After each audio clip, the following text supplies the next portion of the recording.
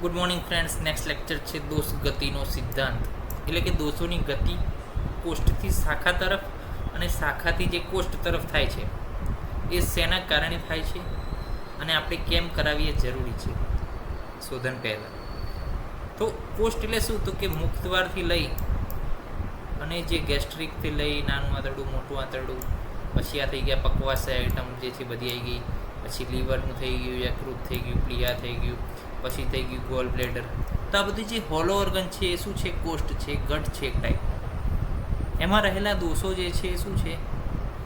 Plus શાખા શું વસ્તુ થઈ ગઈ? તો કે શાખા જે છે પેરિફેરલનો કોન્ટેક્ટ થઈ ગયો, કે જે ચેનલો અહીંયા સુધી આને પહોંચાડવામાં જે મદદ કરે છે, પેરિફેરલની જે ચેનલો, એ બધી શું થઈ ગઈ? એ શાખા થઈ ગઈ. ઓકે, તો શાખાની અંદર જે દોષો રહેલા છે એને કોષ્ઠમાં લાવવા જરૂરી છે જ્યારે પણ આપણે શોધન કરાવવું હોય ત્યારે. કેમ? તો કે શાખામાંથી આપણે જ્યારે દોષોને કોષ્ઠમાં લાવીશું ત્યારે શું થશે? એ કોષ્ઠમાંથી પછી ગટમાં જશે અને ગટમાં જઈને નીચે વિરેચન મારફતે અને ઉપર વમન મારફતે ક્યાં જશે? બહાર જશે.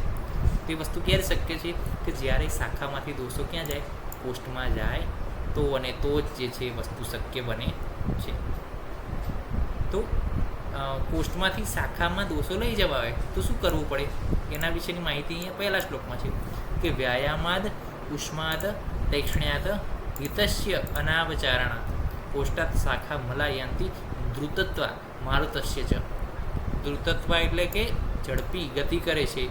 કોના કારણે? તો કે મારુતસ્ય, વાયુના કારણે. ક્યાં ગતિ કરે છે? કોષ્ઠમાંથી શાખામાં. શું ગતિ કરે છે? તો કે મલ, જે દોષો રહેલા છે એ વાયુના પ્રકોપના કારણે શું થાય છે? ગતિ કરે છે કોષ્ઠમાંથી શાખામાં. કયા કયા કારણો છે? તો કે વ્યાયામ, પછી ઉષ્ણ વસ્તુઓનું સેવન, તીક્ષ્ણ વસ્તુઓનું સેવન, અહિતસ્ય અનાવચારણા એટલે કે જે અહિત વસ્તુ છે એનું જે છે અનાવચારણાત એટલે કે હિતસ્ય અનાવચારણાત અને અહિતસ્ય આચરણાત એટલે કે હિતનું આચરણ ન કરીએ જ્યારે ત્યારે શું થાય છે? તો કે કોષ્ઠમાંથી શાખામાં દોષો આવી જાય છે. ઓકે, તો આ બધા કારણે શું થાય છે? કોષ્ઠમાંથી દોષો ક્યાં જાય છે? શાખામાં જાય છે, જે ડીપલી સિચ્યુએટેડ થાય છે. કોષ્ઠ તો ચલો આમ માની લો કે આ કોષ્ઠ છે. ઓકે, અને આની આ બધી શાખાઓ છે.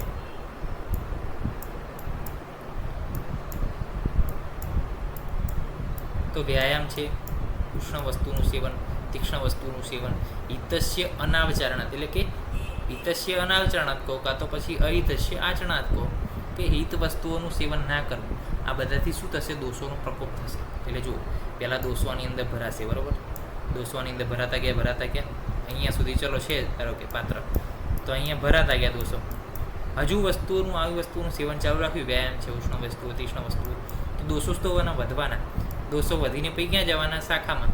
હવે અહીંયા દોષો જતા પછી અહીંથી શું થઈ ગયું? શ્રોતાશોનો અવરોધ થઈ ગયો. એટલે આ પેક થઈ ગઈ આખી લેન. પછી બીજી વખત અહીંયા ચલો દોષોનો હજુ પ્રકોપ ચાલુ છે તો આ વસ્તુ પર પેક થઈ ગઈ. દોષો ભરાતા ગયા, પછી બીજી શાખાનો વારો આવ્યો તો એ પણ ભરાઈ ગઈ. તો આવી રીતે શું થાય? દોષો કોષ્ઠમાંથી ક્યાં જતા રહે? શાખામાં જતા રહે.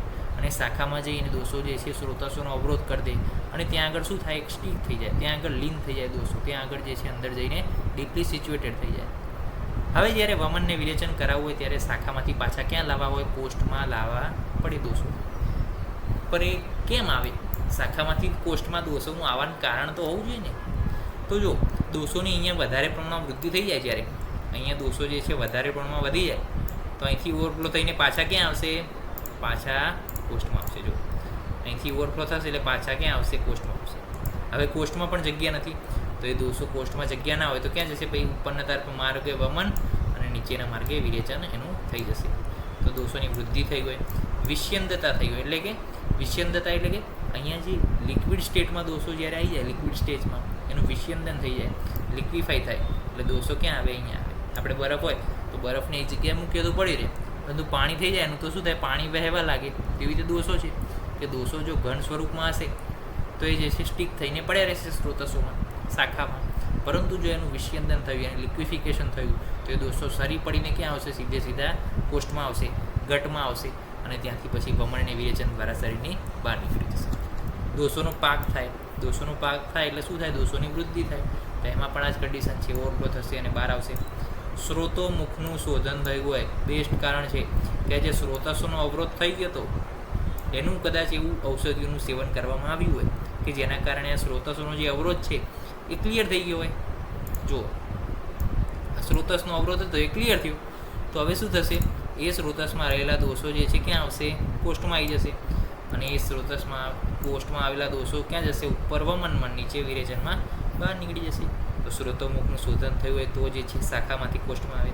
અને વાયુ નિગ્રહ કે વાયુનો જો અવરોધ થયો હોય તો એના કારણે પણ જે છે વાયુના કારણે પણ વાતની મૂવમેન્ટ જો અવળી થાય તો જે છે શાખામાંથી ક્યાં જાય, કોષ્ટમાં દોષો જાય છે. તો આ બધા કારણો હતા કે જેના કારણે આપણે શું થાય છે કે કોષ્ટમાંથી શાખામાં જાય અને શાખામાંથી કોષ્ટમાં આવે. વસ્તુ કઈ સારી, તો કે શાખામાંથી કોષ્ટમાં દોષો આવે તો જ આપણે પંચકર્મ કરી શકીએ. બાકી જો કોષ્ટમાંથી શાખામાં દોષો એકવાર જતા રહે તો પછી આપણે શું કરવું પડે, સમાન ઔષધિઓનો પ્રયોગ કરવો પડે. ત્યારબાદ જે છે આપણે બીજી અનેક ઘણી ઔષધિ કે જેનાથી શું થાય, શાખામાંથી કોષ્ટમાં દોષો આવે ત્યારબાદ આપણે એનો પ્રકોપ કરાવીએ અને ત્યારબાદ વમનની વિરેચન શક્ય બને. તો દોષ ગતિનો સિદ્ધાંત એ પંચકર્મ કરવા માટેની પહેલી શરત ગણી શકાય કે બધા કન્ડિશન જો મળે તો જ ને તો જ પંચકર્મ આપણે કરી શકીએ. દોષ ગતિનો સિદ્ધાંત most time question, concept base question છે કે કેમ જે છે આ વસ્તુ થાય છે અને એનું કારણ શું છે અને શું કેમ જરૂરી છે આ વસ્તુ પંચકર્મ પહેલાં. તો એ આપણે આજે અભ્યાસ કર્યો. હવે એક વસ્તુ છે કે અહીંયા એક્શન અને એચિવ બાય એટલે કે દોષોની વૃદ્ધિ અને દોષોનું વિસ્યંદન કેમ થાય. દોષોની જે છે પડ્યા છે, ચલો સ્રોતસોમાં છે, શાખામાં છે કે કોષ્ટમાં છે, પરંતુ એની વૃદ્ધિ થવાનું, એનું લિક્વિફિકેશન થવાનું કારણ શું, તો સ્નેહન સ્વેદન. જે આપણે પૂર્વકર્મ કરીએ છીએ સ્નેહન સ્વેદન, એ જે છે એના કારણે જો સ્નેહન કરો એટલે દોષોનું વૃદ્ધિ થાય, પ્રકોપ થાય, ઉત્ક્લેશ થાય, અને સ્વેદન કરો એટલે લિક્વિફાય થાય. એ તો તમને ખબર જ છે, કોઈ પણ વસ્તુની ગરમી આપો તો એનું શું થાય, લિક્વિફિકેશન થાય. તો સ્વેદન એક ટાઈપની શું છે, હીટ છે. તો એનાથી શું થશે, દોષોનું વિસ્યંદન થશે, એની લિક્વિફિકેશન થશે. દોષોનો પાક કોના કારણે થાય, તો પાચન અને સ્વેદનના કારણે દોષોનો શું થાય, પાક થાય. ગરમી અને અગ્નિ અને થોડું હ્યુમિડિફિકેશન વાતાવરણ જો મળે તો શું થાય, ભેજવાળું વાતાવરણ, તો ત્યાં આગળ શું છે, પાક થવાની સંભાવનાઓ રહેલી છે. પાચન થવું એટલે કે પાક થવું, તો એ દોષોનું શું થાય છે, પાક થાય છે. ત્યારબાદ સ્રોતોમુખનું શોધન એ કોના કારણે થાય, તો કે સ્વેદનના કારણે થાય. અને વાયુનો નિગ્રહ જે થાય છે એ સ્નેહન સ્વેદનના કારણે જોવા મળે છે. આજે આપણે અભ્યાસ કર્યો દોષ ગતિના સિદ્ધાંત વિશે. કયું એક્શન કોના દ્વારા એચીવ થાય છે, પૂર્વકર્મ દ્વારા, કયા પૂર્વકર્મ દ્વારા એચીવ થાય છે.